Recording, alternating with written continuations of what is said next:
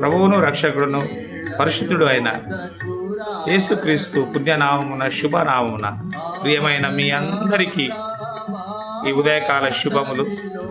అలాగే ప్రత్యేక దినము, పరిశుద్ధ దినము, పరిశుద్ధ ఆదివారము, విశ్రాంతి దినం యొక్క శుభములు.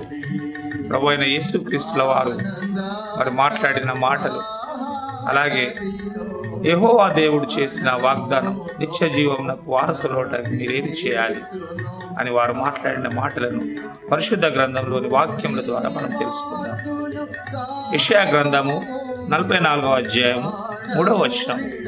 ఇశ్రాయేలు ప్రజలకు దేవుడైన యెహోవా చేసిన వాగ్దానం, నేను దప్పిగల వారి మీద నీళ్లను, ఎండిన భూమి మీద ప్రవాహ జలములను కుమ్మరించెదను.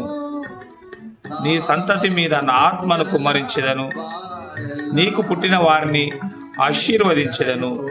నీటి కాలువల యొద్ద నాటబడిన నిరవంజి చెట్లు గడిలో ఎదుగునట్లు వారు ఎదుగుదురు. ఇది యెహోవా దేవుడు ఇశ్రాయేలు ప్రజలకు చేసిన వాగ్దానం.